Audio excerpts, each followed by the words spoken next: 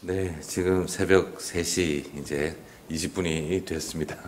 아침에 일어나서 정말 정신을 못 차릴 정도로 힘이 들었습니다만, 그래도 또 오니까 너무 좋습니다. 자, 오늘 같이 여러분과 함께 이제 마지막 숨결에 담은 기도라는 제목으로 요셉의 입관과 하관에 대해서 장례 예배 설교를 왜 새벽부터 하시나 이렇게 생각이 되시겠습니다. 오늘 한번 믿음의 백성들이 마지막 가는 순간까지 우리에게 할 수 있는 능력이 뭔가를 살펴보도록 하겠습니다. 예전에 나온 영화 중에 그 잭 니콜슨과 모건 프리먼이 나왔던 영화 중에 하나가 그 The Bucket List라고 하는 영화가 있었죠. 죽기 전에 이 버킷 리스트라는 것이 죽기 전에 마지막으로 해봤으면 하는 것들을 이렇게 리스트업한 것이 이 버킷 리스트라고 하는 영화였었습니다.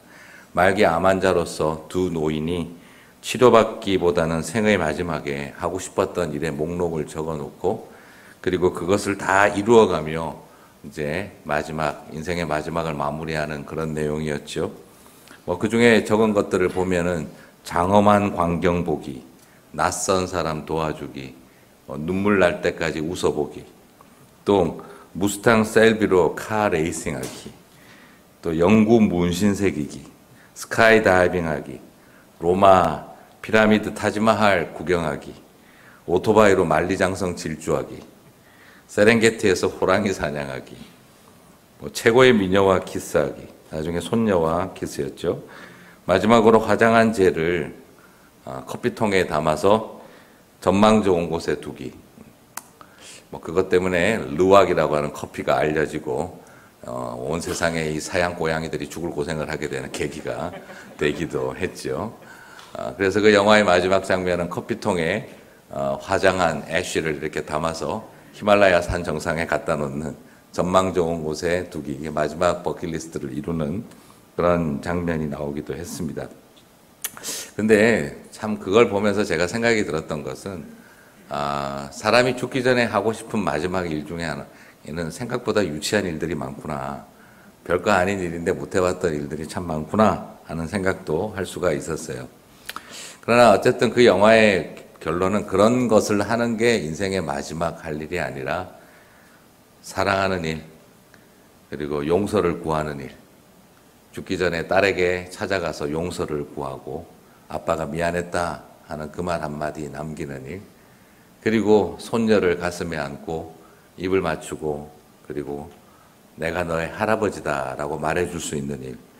인생의 마지막에 결국 남는 것은 사랑하는 사람이고 만리장성을 오토바이로 질주하는 것보다 더 중요한 것은 사랑하는 딸을 찾아가서 용서를 구하는 일이고 그리고 피라미드와 타지마할을 보는 것보다 더 중요한 것은 가족들과 마지막 식사와 함께 이 세상을 마감할 수 있는 일이 그게 가장 중요한 일이다. 사람이 죽기 전에 하는 후회 몇 가지가 있다고 한다면 그 중에 하나가 정말 사랑하는 사람에게 사랑한다는 말을 하지 못했던 것, 미안하다고 말해주지 못했던 것, 그것이 가장 어려운 일이라고 이야기를 합니다. 저도 이런저런 생각이 들었으면 그걸 보면서 사랑하는 사람에게 미안하다는 말하는 거 그거 늦추지 말자 하는 생각, 또 사랑하는 사람에게 사랑한다는 말을 하는 것을 절대 늦추지 말자 하는 생각을 하게 되어집니다. 다른 말로 옮기면 있을 때 잘하자라는 말이 되겠고요. 또 미안해, 사랑해 하는 그 말을 그냥 마음속에 담아두고 미루고 살지는 말자 하는 생각도 참 많이 했습니다. 저도 저희 어머니가 참 한많은 세월을 사셨거든요. 모든 어머니들이 다 한많은 세월을 사셨다라고 할 수도 있겠죠. 저희 어머니가 한 35년을 정말 이렇게 결혼하시고 나서 참 어려운 시간들을 많이 보내셨어요. 저는 아버님, 어머님이 다 빨리 돌아가셨어요. 아버님은 미국 나이로 55세에 돌아가셨고 저희 어머니는 이제 58세에 돌아가셨는데 제가 이제 벌써 이제 50대가 되고 보니까 참 빨리 가셨다는 생각을 많이 하게 되어집니다. 저희 어머니도 굉장히 고생을 하셨는데 소위 말하는 벙어리 3년, 기머거리 3년, 맹인 3년 결혼하시고 나서 그렇게 사셨어요. 더더구나 저희 아버지 어머니가 또 대단한 연애를 하셨거든요. 어떻게 서울에 가서 친구 결혼식 때 가서 우인 대표로 만나고 보니까 눈이 어떻게 잘 맞으셔가지고 연애를 시작을 했는데 내려와서 보니 부산에서 보니까 양가가 서로 아는 집안이었어요. 할아버지는 외할아버지를 저거 돈밖에 모르는 사업가라고 그렇게 경멸하셨고, 외할아버지는 할아버지를 검찰청에 있다고 말이야 권력밖에 모르는 인간이 서로 별로 안 좋아하는 굉장히 관계가 나쁜 사이였어요. 소위 로미오와 줄리엣 주인공이 될 줄이야 누가 알았겠습니까? 그래가지고 두 분이 서로 사랑을 했는데 소위 말하는 양가가 격렬하게 반대하는 결혼식을 하신 거예요. 그러니까 당연히 결혼을 못하게 하니까 또 우리 시대의 마지막 로맨스이신 저희 아버지께서 내 사랑하는 여자와 결혼하지 않고서 내가 인생을 사랑하는 여자를 책임지지 않고서 어떻게 내가 인생을 책임지나, 무조건 결혼한다. 그래가지고 저희 아버지가 나름 생각하신 게 뭐였냐 그러면 어머니를 빨리 임신시키는 것을 선택을 하신 거죠. 그래서 제가 어렸을 때 결혼 기념일을 여쭤보면 안 가르쳐 주세요. 왜냐하면 이게 달수가 안 맞아요, 이게.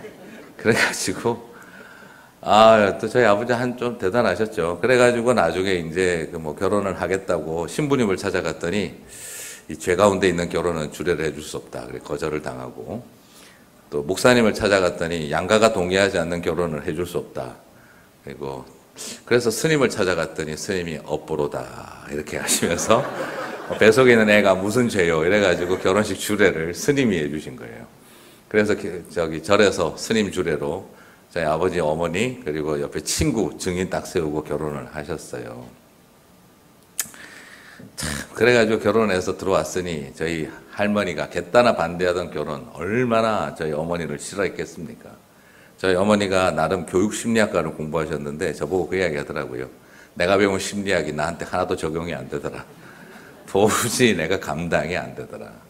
그 소위 말하는 저희 할머니께서는 자기 몸 간수도 제대로 못하는 니은 하시면서 늘 그렇게 저희 어머니를 사람도 아닌 취급을 하셨죠.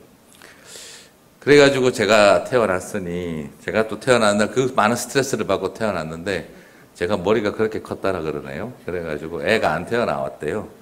그래서 그냥 거의 24시간을 틀고 있으니까 옆에 이웃집에 성당을 열심히 다니던 그 분이 한 분 계셨는데, 어머니가 계셨는데 그 어머니가 오시더니 왜 애가 아직 안 나오냐 그러고 있을 때 의사 선생님이 나오더니 저희 아버지한테 그랬다 그러더라고요. 마지막 순간이 왔다. 애를 포기할래? 산모를 포기할래?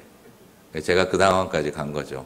저희 아버지가 어떻게 결혼한 건데 아무 말도 못하고 있을 때 그때 그 성당 다니시던 그 이웃집의 아주머니께서 저희 어머니 옆에 서셔가지고 성모 마리아요 이렇게 성호를 그리고 제가 태어났대요. 그래서 저는 부처님 도움과 성모 마리아의 도움으로 태어나서 이렇게 개신교 목사가 됐으니 이게 웬일이겠습니까? 이게. 참 두 분이 억울하실 것 같아요. 그죠? 자, 그런 과정을 이렇게 겪으면서 어린 시절을 보내고 아버님이 사업하다가 실패하게 되고 소위 말하는 경제사범이 되어져서 젊은 나이에 감옥에 들어가고, 그러고 나니까 저희 할머니는 더 이 모든 게 다 누구 때문이죠? 집안에 여자 잘못 들어와서 일이 이 모양이 됐다. 모든 구박을 당하셨어요. 그냥 저희 어머니는 그냥 그 다음부터는 소위 말해서 그냥 신경성 노이로제에 걸리시고 그냥 평생을 그렇게 사셨어요. 아침에 일어나서 냉장고에 있는 거 모든 것 꺼내서 다 닦아내고 반찬통 전부 다 깨끗이 닦지 않으면 하루 시작을 못 하셨어요. 아침에 청소하고 바닥 닦고 저녁 때 자기 전에 또 청소하고 바닥 닦고, 집안에 있는 화초를 그나마 키우는 걸 좋아하셨는데 화초에 먼지 하나도 남지 않도록 다 닦아내야만 마음이 놓이고, 아버님이 운전하는 차가 아니면 어떤 차도 타지를 못하시고, 택시를 타더라도 아들인 제가 손을 잡고 같이 타야만 택시도 타실 수 있는 그런 노이로제, 신경쇠약에 가까운 노이로제 환자가 되셨어요. 제가 어렸을 때 기억하는 저희 어머니는 늘 신경안정제 약을 드시고 그냥 이렇게 침대에서 늘 이렇게 쓰러져 계시던 모습이 제가 기억이 나요. 저는 그렇게 또 그런 와중에 정말 최선을 다해서, 저희 아버지는 평생을 어머니에게 인정받으려고 애를 쓰셨어요.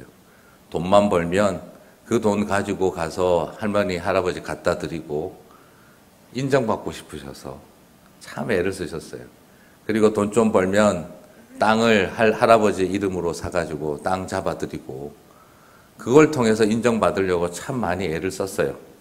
나중에 이제 할아버지가 암으로 돌아가실 때 근데 할아버지가 저희 아버지에게 미안하다고 하시더라고요. 그게 저희 아버지 마음에 큰 위로가 되셨는데 그런데 그러고 나서 이제 할아버지 부탁이 할머니가 걱정이 되셨던 거죠. 그렇게 자식들 구박했으니까. 그래서 마지막에 그 부탁을 하시더라고요. 미안하다. 네가 나에게 줬던 땅, 재산 그거 다 너희 엄마 이름으로 좀 해놓으면 안 되겠냐. 엄마 이름으로 좀 해놓자. 어차피 다 네 거 아니냐. 엄마 이름으로 해놓을 테니까 미안하다. 저희 아버지 듣기 다 됐다. 아버님한테 미안하다는 말 한마디 듣고 다 푸셨어요. 그래서 할머니 이름으로 해드렸죠. 근데 저희 할머니는 이제 자식들이 불안하셨던 거예요.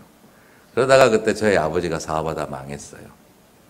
소위 말해서 완전히 망하고 났었을 때 그때 우리는 깜짝 놀랐죠. 저희 아버님은 저하고 이제 애들 할머니 이름으로 해놓은 게 아버님의 참 선물이다. 저거 안 그랬으면 다 뺏겼을 건데 그래서 데리고 저희들을 할머니 집으로 갔어요. 그리고 잠시는 여기 와서 피해 있어라. 그래가지고 갔는데 할머니 사시던 아파트가 텅 빈 거예요. 가서 보니까 짐이 하나도 남아있질 않았어요.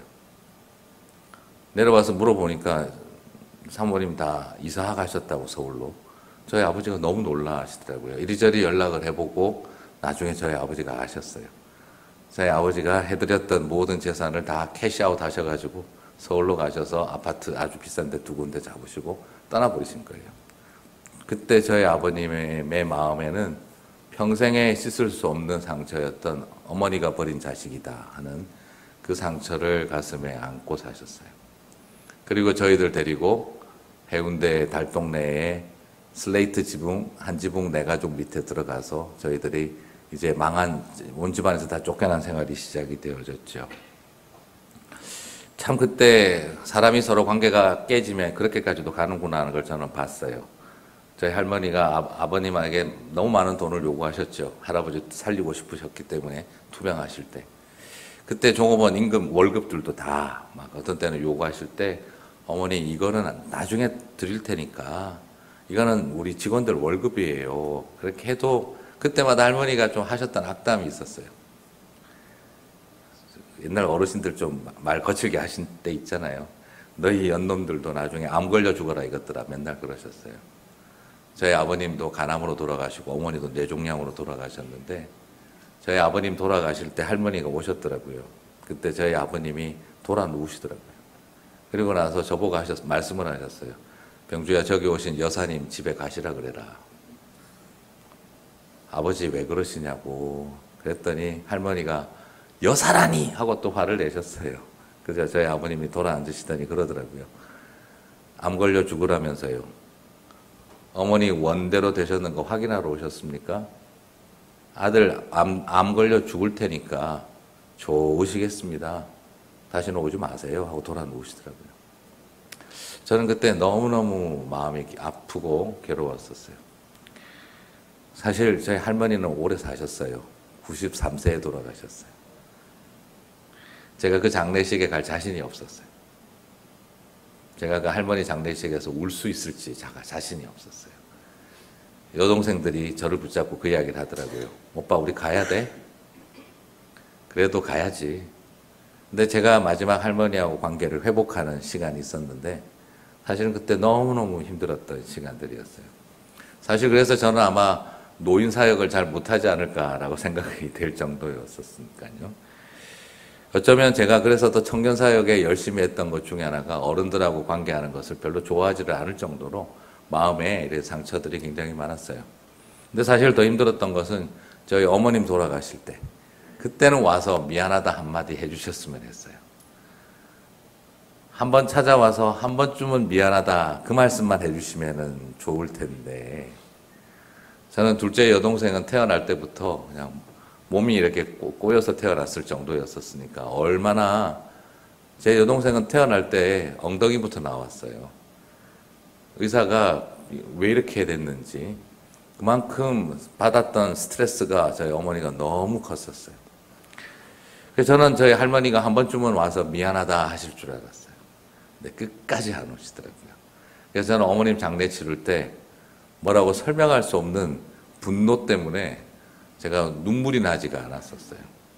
사람들은 영문도 모른 채 목사님 천국 소망 때문에 슬픔을 이기신다 그랬는데 사실은 천국 소망 때문에 그런 게 아니라 제 가슴 속에 오케이, 장례식에 안 오는 것까지는 나 이해한다. 그러나 호스피스 병동까지 가서 마지막 숨결을 몰아쉬고 있는데도 어떻게 안 올 수가 있을까?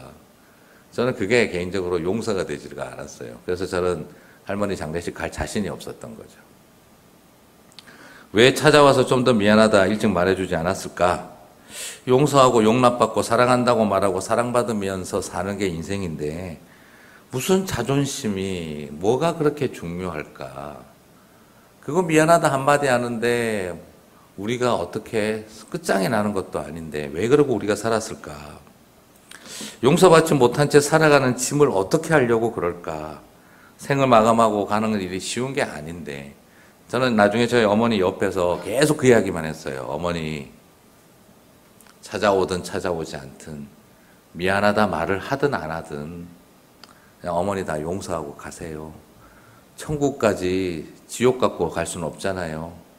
천국에 가시는데 미움 안고 가실 수 없잖아요. 어머니 천국 가는데 정확하게 엄마 천국 가는데 마음에 용서 안고 사랑 안고 가. 미움 안고 지옥 안고 천국까지 갈 필요 뭐가 있겠어? 코마 상태에 들어가던 저희 어머니가 이렇게 눈물을 쭉 흘리시면서 가셨어요. 돌아가신 날 얼굴 얼마나 환하게 가셨는지 몰라요. 할머니 입관식 때 제가 마음이 너무너무 아팠어요. 가슴 속에 그냥 미안하다 한마디 했더라면 그거 다 풀고 갔더라면 참 좋으셨을 텐데 그렇습니다. 언젠가 마음에 그냥 언젠가 다음에 이렇게 자꾸 묻어두지 마세요. 그건 해법이 아니라 그건 굉장히 해로운 방법이에요. 그냥 언젠가라고 하지 말고 지금 시간 될 때 사랑합니다. 미안합니다. 미안했다. 사랑했다. 그 말 한마디만 남겨줬으면 모두에게 얼마나 좋았을까. 저는 그 생각이 참 많이 듭니다. 마지막 가는 순간까지 우리가 할 수 있는 일이 뭘까요? 모건 프리만이나 니콜 키드먼처럼 버킷리스트 만들고 진하게 한번 해보고 싶은 거 다 하고 가는 게 아니라 우리가 마지막 숨결까지 할 수 있는 일이 있을 거라고 저는 생각합니다. 그게 바로 뭐냐면 사랑한다, 용서한다, 미안합니다, 그리고 미안했다. 그 말 한마디 해줄 수 있는 게 가장 우리가 할 수 있는 중요한 일 아닐까 싶은 생각이 듭니다. 그리고 또 하나 드는 생각이 있어요. 그건 바로 뭐냐면 마지막 순간까지 사람이 할 수 있는 일이 있습니다. 아무것도 할 수 없는 가장 무기력한 병상과 침상에서 스스로 생명의 불씨가 꺼져가는 자리에서도 우리가 할 수 있는 일이 있다고 한다면 저는 그게 기도라고 믿습니다. 하나님 우리에게 끝까지 기도할 수 있는 힘을 주신다고 믿어요. 그래서 저는 저희 교회 성도님들 신방을 가고 마지막 이제 그 터미널 스테이지로 들어가시는 분들 신방 갈 때마다 계속 저는 드리는 이야기 있어요. 아버님, 어머님, 아무것도 할 수 없는 인생에서 가장 무능한 것처럼 여겨지는 이 순간에도 하나님은 아버님에게, 어머님에게 기도할 수 있는 능력을 주신 줄 믿습니다. 저를 위해서 기도해 주세요. 제가 아버지 위해서, 아버님 위해서, 어머님 위해서 기도하는 거 아니에요. 아버님이 저를 위해서 기도해 주세요. 젊은 목사 위해서 기도해 주세요. 어머니 저를 위해서 젊은 목사 위해서 기도해 주세요. 이 교회 잘 섬길 수 있도록. 어머니 마지막 침상 천국 가는 그날까지 저를 위해서 기도해 주셔야 돼요. 그럼 손 꼭 잡아주세요. 저는 그럴 때마다 얼마나 감사한지 몰라요. 여러분 마지막 순간까지 아무것도 할 수 없다라고 어느 누구도 말할 수 없습니다. 마지막 순간까지 우리에게 하나님 할 수 있도록 능력 주신 게 뭡니까? 기도할 수 있는 능력을 주신 거죠. 그렇습니다. 우리의 삶에 저는 생의 마지막 순간이 온다 하더라도 하나님의 사람들은 할 수 있는 것이 있습니다. 이 세상 어느 누구도 쉽게 자존심 내세워서 하지 못할 사랑한다는 말, 미안하다는 말, 그리고 남들 우리에게 주어져 있는 마지막 시간까지 할 수 있는 것은 기도할 수 있는 일이에요. 저는 오늘 생의 마지막 순간에 서 있는 요셉 이야기를 한번 살펴봅니다. 여러분 24절을 보면 뭐라고 이야기를 하고 있습니까? 나는 죽을 것이나 하나님이 당신들을 돌보시고. 끝까지 돌볼 수 있습니까? 요셉이? 애굽의 총리 대신으로 살아왔던 사람 아닙니까? 그러나 요셉이 끝까지 그 사람들을 책임지는 게 아니에요.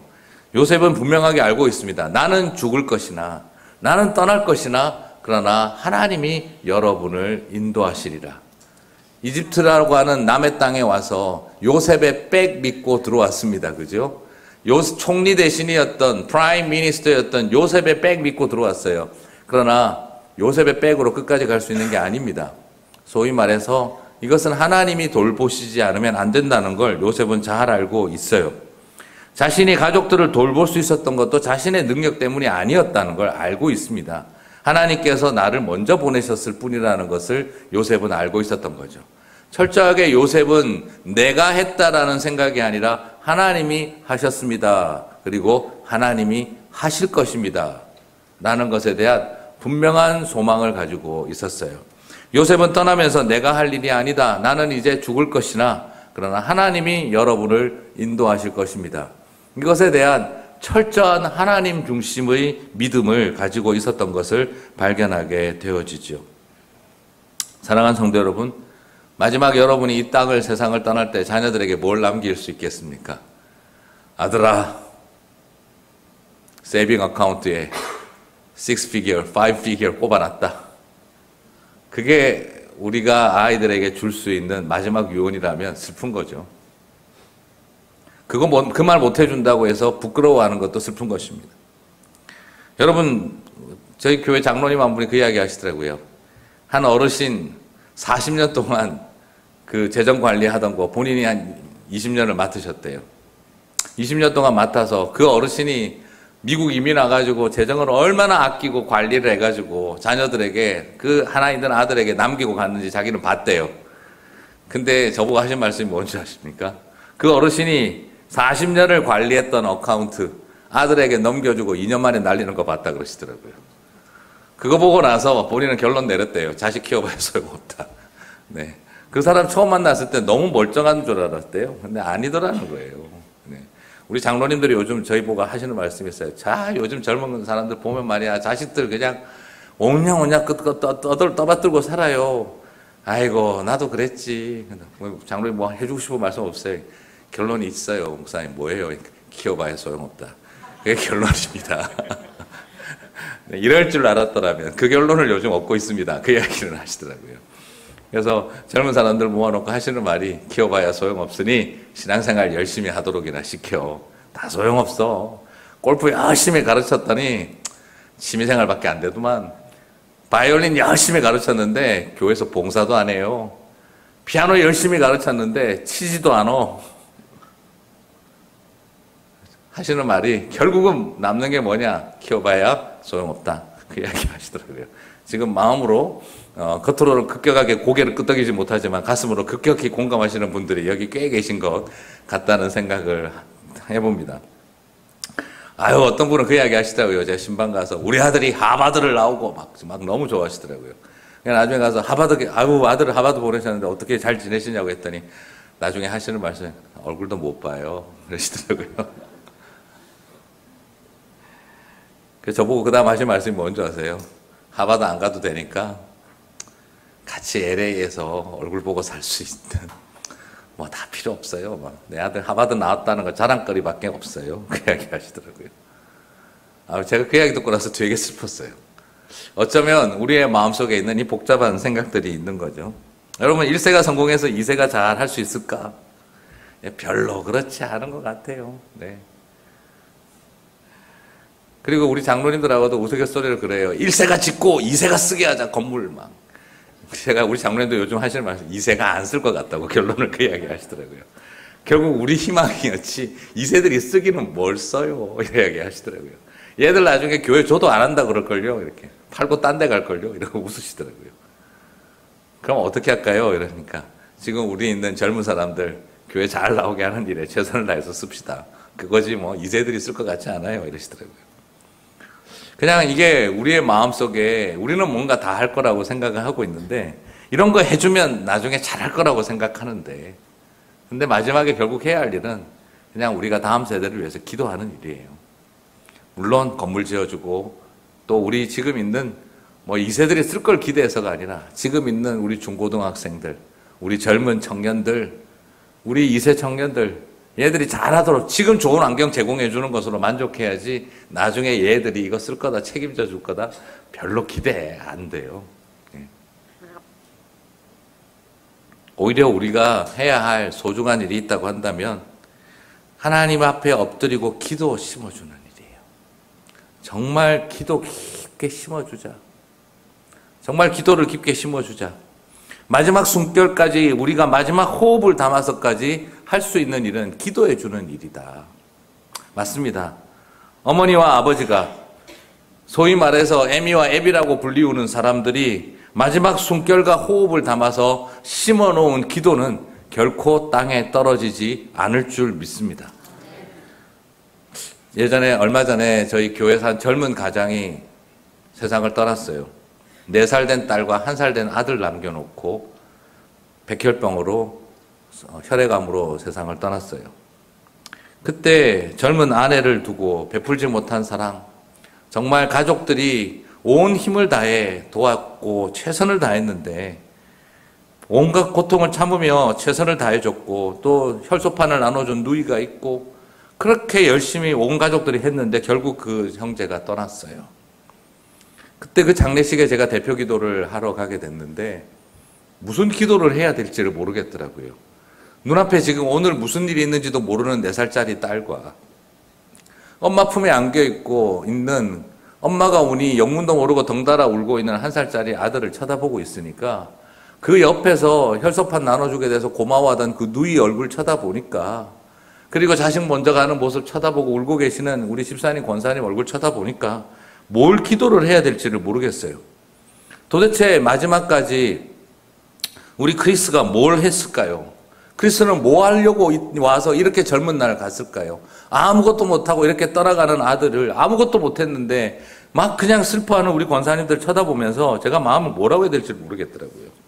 근데 하나님, 내가 어떤 기도를 해야 됩니까? 어떻게 기도해서 하나님께 기도해야 합니까? 그리고 그 기도가 가족들에게 어떻게라도 작은 위로가 될 수 있습니까? 그때 제가 기도를 하고 하나님 앞에 엎드렸을 때 하나님 제 마음에 보여주셨던 굉장히 놀라웠던 은혜가 하나 있었어요. 크리스는 마지막 순간까지 기도했다 하는 거였어요. 아무것도 못하고 젊은 날 떠나간 것이 아니라 그는 어느 누구보다 절실하게 그 아이들을 위해서 기도했다 하는 마음을 제게 주시더라고요. 그냥 그 순간 제 얼굴에 오버랩이 되더라고요. 제가 신방 갔었을 때 우리 그 형제가 숨이 헐떡이면서도 저에게 목사님 기도하고 있습니다 했던 그게 무슨 말인지가 제가 떠오르더라고요. 그렇구나. 크리스는 무능한 시간을 보내고 병에게 생명을 잃어가고 있었던 시간을 보내고 있었던 게 아니라 젊은 날 자신의 생명의 불꽃이 꺼져가는 그 자리에서 사랑하는 4살짜리 딸과 아빠의 존재도 알 수 없는 1살짜리 아들과 사랑하는 젊은 아내와 남아있는 부모님을 위해서 이 친구는 기도를 심고 있었구나 하는 것을 제가 그때 알 수가 있었어요. 그때 하나님 제 마음에 주셨던 것은 크리스는 죽었으나 나 여호와가 그들을 인도하리니 하는 오늘의 이 말씀이었어요. 그는 이 땅에서 아무것도 하지 못한 것이 아니라 온 힘을 다해 기도의 눈물과 기도의 씨앗을 심은 사람이었다라는 것이었습니다. 그렇습니다. 가장 무능한 순간, 가장 절망적인 순간 저와 여러분은 가장 능력 있는 삶이 될 수 있는 줄 믿습니다. 그것은 바로 우리에게 기도할 수 있는 능력을 주셨기 때문입니다. 기도는 생명 씨앗을 심는 은혜의 통로입니다. 기도는 할 것 없는 사람이 마지막 하는 인생의 넋두리가 아니라 그 기도는 생명을 심는 하나님의 백성들이 주신 능력이라고 저는 믿습니다. 여러분, 죽음을 끝을 말하지 않습니까? 마지막 중에 마지막입니다. 죽은 사람이 할 수 있는 게 뭡니까?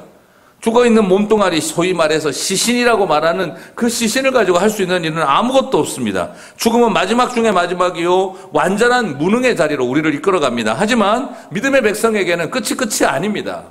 믿음의 백성에게는 죽음이 끝이 아니고 인생의 마지막 종착점이지만 그 종착점을 새로운 출발점으로 바꿀 수 있는 능력입니다. 죽음은 우리들에게 종착점이 아니라 죽음은 우리들에게 새로운 미래를 향한 출발점을 열어주는 통로가 되는 것입니다. 오늘 24절 하반절을 보실까요? 당신들을 이 땅에서 인도하여 내사 아브라함과 이삭과 야곱에게 맹세하신 땅에 이르게 하시리라고 요셉이 또 이스라엘 자손에게 맹세시켜 이르기를 하나님이 반드시 당신들을 돌보시리니 당신들은 여기서 내 해골을 메고 올라가겠다 하라. 약속을 하나 부탁하고 있어요. 내 해골을 메고 올라가겠다고 하라 하더라. 이게 무슨 말입니까?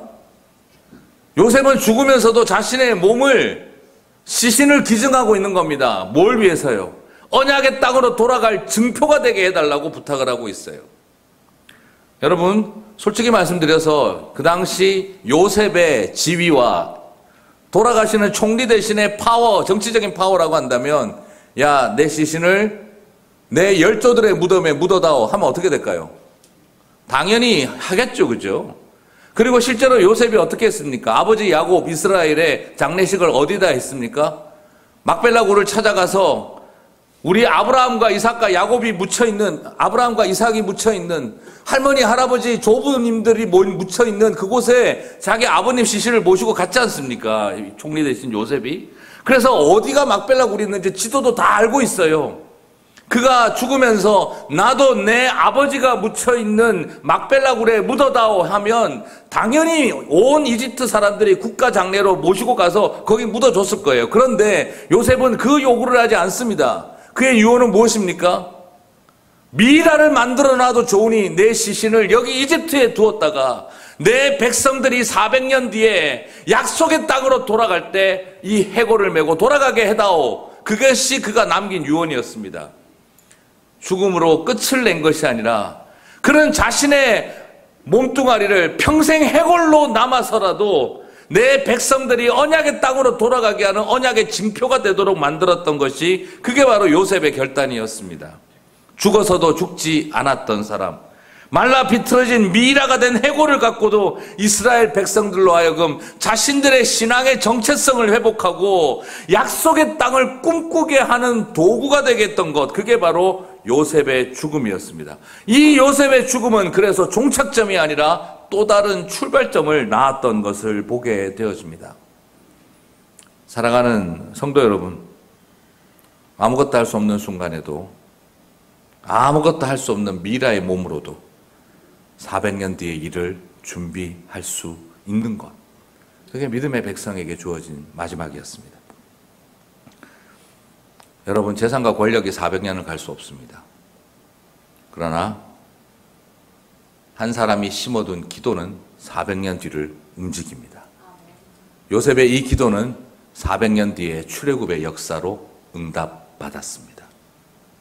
세상의 권력이 어떤 힘을 가지고 짓눌러도 요셉이 우리의 약속의 땅으로 돌아가십시오 했던 그가 심어두었던 이 기도와 유언은 400년 뒤에 응답으로 나타났던 것을 바라봅니다. 여러분 한번 보실까요? 창세기 50장 26절에서 여러분 요셉은 어디까지 했습니까? 요셉이 입관하였더라 라고 하고 있습니다.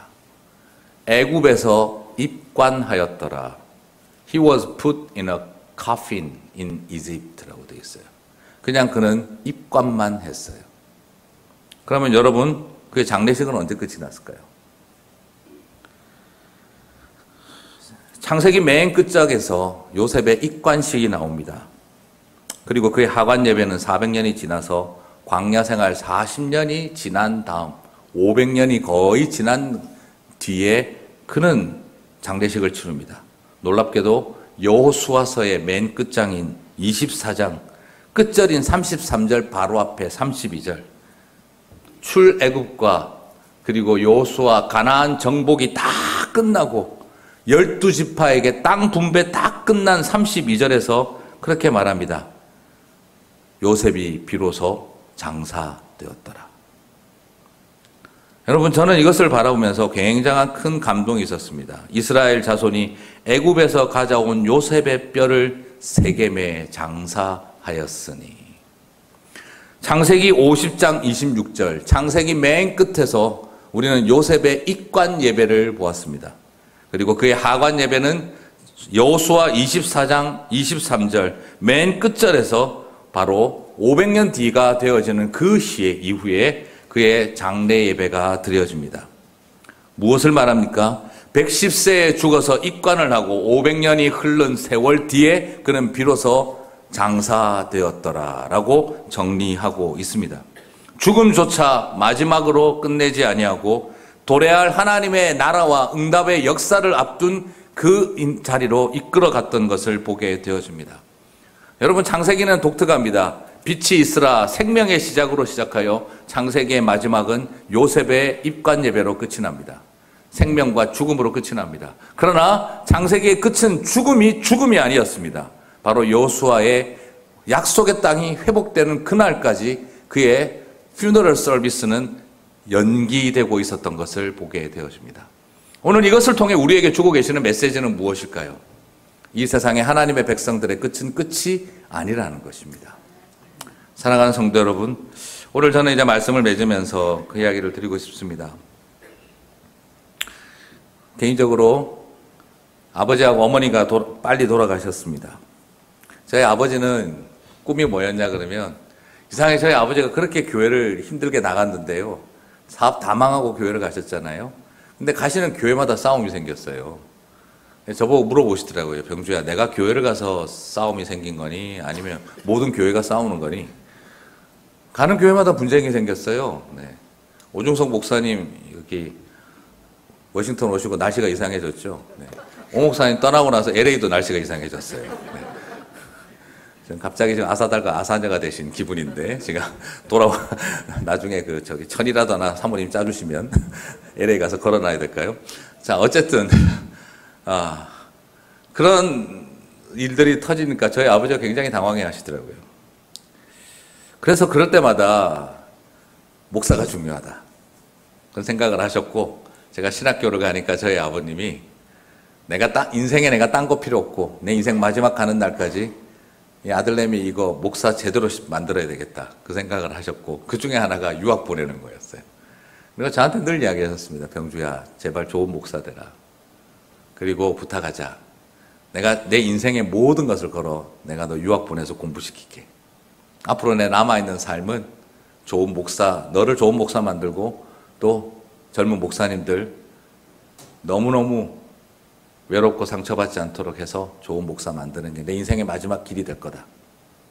교회 지도자가 중요하다. 그러면서 딱 이야기를 해주셨어요. 저 그게 굉장히 큰 위로가 됐어요. 그래, 나는 뭐 삼성에서 장학금 안 받아도 된다. FM 장학금은 패밀리 머니면 충분하다. 나는 그런 생각하고, 아버지면 Father's money면 충분하다.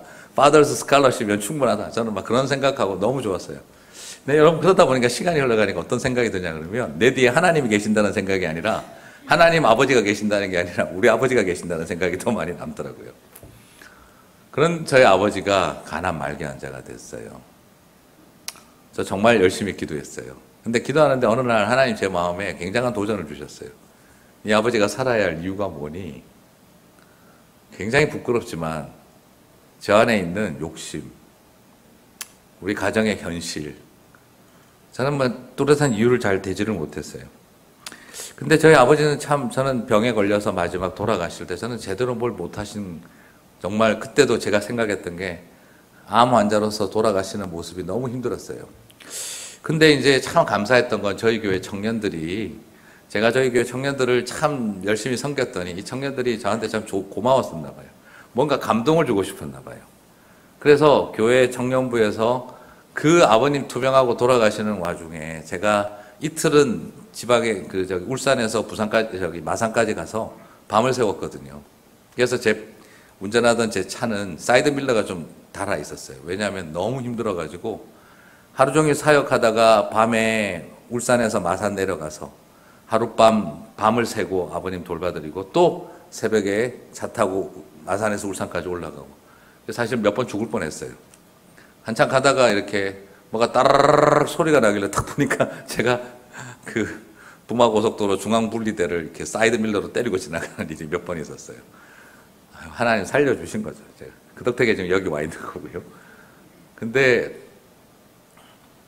그렇게 그때 힘들면서 그 와중에도 청년부 친구 초대의 날 전도 프로그램 한다고 꽃갈 모자 쓰고 제가 앞에서 막 이렇게 하고 있으니까 청년들이 그게 마음이 안 좋았나 봐요. 그래서 저희 청년들이 마지막 다 끝났는데, 프로그램 계획대로 다 끝났는데 갑자기 회장에 나가더니 여러분에게 마지막으로 인사 말씀드리면서 영상 하나 보여드리겠습니다. 제가 깜짝 놀랐죠. 뭐야? 이래가지고 빨리 끝내라고 저는 사인 자꾸 뒤에서 주고 있는데 잠깐만 있으라 그러더니 영상을 딱 트는데 저희 과수원 가는 길이 나오는 거예요. 우리 청년들이 마음이 안 좋아가지고 담당 목사 위로해 줄 거라고 몰래 저희 어머님 아버님을 카메라 들고 찾아간 거예요.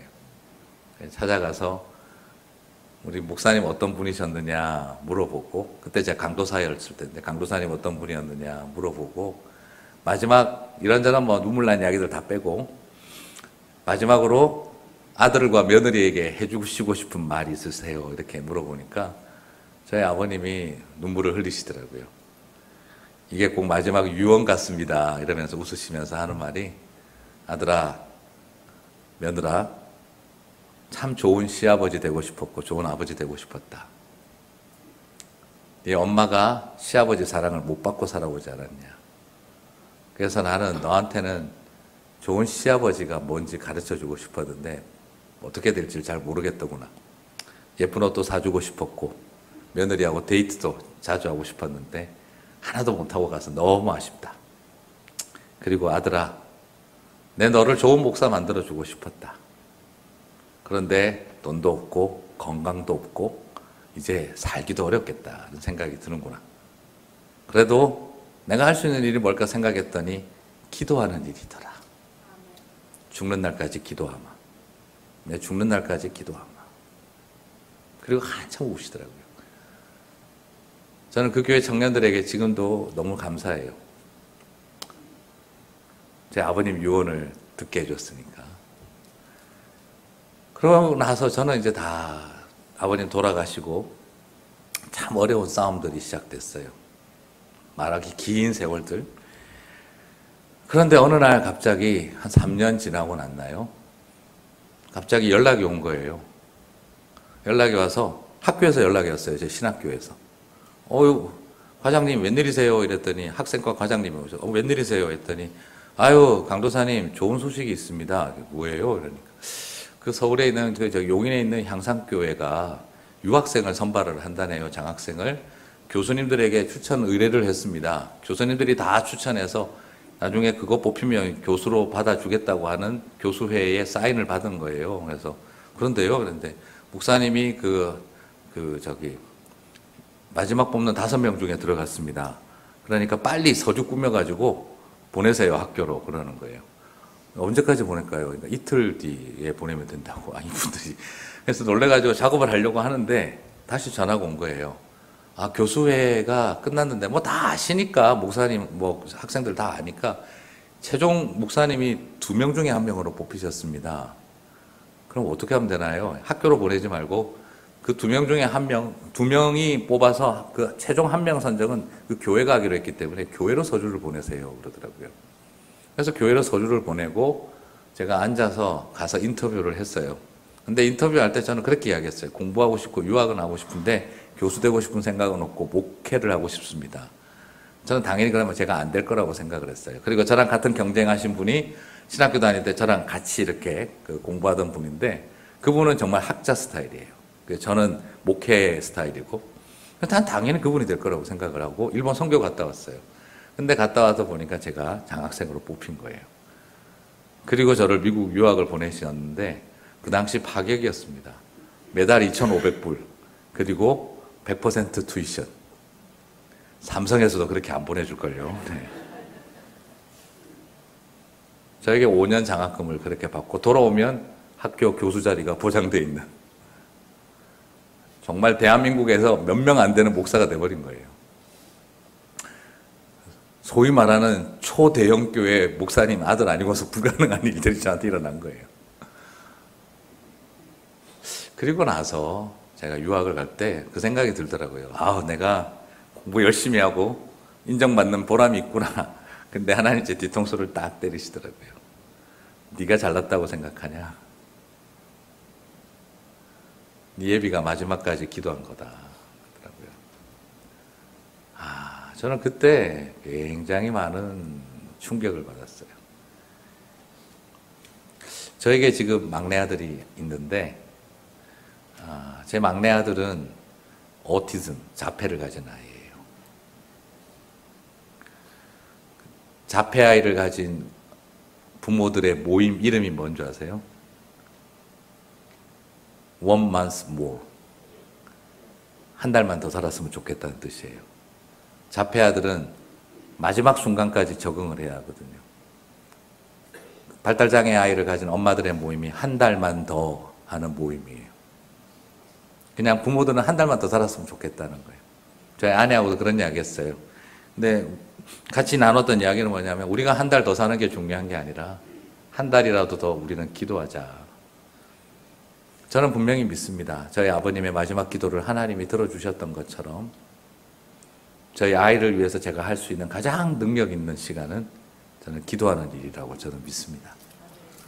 저도 마지막까지 기도할 거고 그 기도를 심고 하나님은 그 기도에 반드시 응답하시리라고 저는 믿습니다. 사랑하는 성도 여러분, 가장 내 인생에서 무능한 순간, 사망의 권세가 우리를 장악하는 순간에도 하나님의 백성들에게는 하나님 주신 능력이 있습니다. 그게 바로 뭐냐면 기도에 눈물을 심는 일인 줄 믿습니다. 그 기도에 눈물을 심으실 때 하나님께서 이 교회를 위해서 여러분의 삶을 향해서 역사하시리라고 믿습니다. 우리 필그림 교회에 뭐가 가장 필요하겠습니까? 바로 이 교회를 향해서 기도의 눈물과 씨앗을 심어주시는 성도님들이 있을 때, 또 아름다운 목회 리더십 트랜지션이 있었다고 소식을 들었습니다. 저도 2대 목사거든요. 저도 1대 목사님이 20년 사역하신 교회에 저랑 똑같이 목사님도 2년 동사하고 저도 담임이 됐어요. 오늘로 딱, 오늘이 아니라 지난주 10월 첫째 주가 만 9년 된 날입니다. 저도 이제 10년 차로 들어왔어요. 우리 목사님 뵈면서 저도 제 9년 전의 모습이 생각이 나는 것 같아요. 정말 기도 많이 심어주셔야 된다고 싶습니다. 은퇴하시는 목사님을 위해서, 또 새로 시작되어지는 목사님 위해서, 또 이 교회를 위해서 기도의 눈물의 씨앗을 심어주실 때 그 기도가 반드시 역사하는 줄 믿습니다. 그리고 여러분의 가정과 삶의 자리, 우리 힘으로 다 해줄 수 없어요. 자식 키워봐야 소용없어요. 근데 기도하면 소용이 있어요. 기도에 눈물 씌워 놓으시면 그 기도의 눈물은 소용이 있습니다. 그 날을 바라보며 500년 뒤에 출애굽의 출발점이 요셉의 마지막 기도였던 것처럼, 눈물이었던 것처럼 500년 뒤에 일으키실 하나님의 역사가 우리의 기도를 통해, 우리의 마지막 순간에 숨결에 담은 기도를 통해 역사하신다는 소망을 가지시고 기도의 씨앗을 심는, 기도의 눈물을 심으시는 저와 여러분이 되시기를 주님의 이름으로 축복합니다.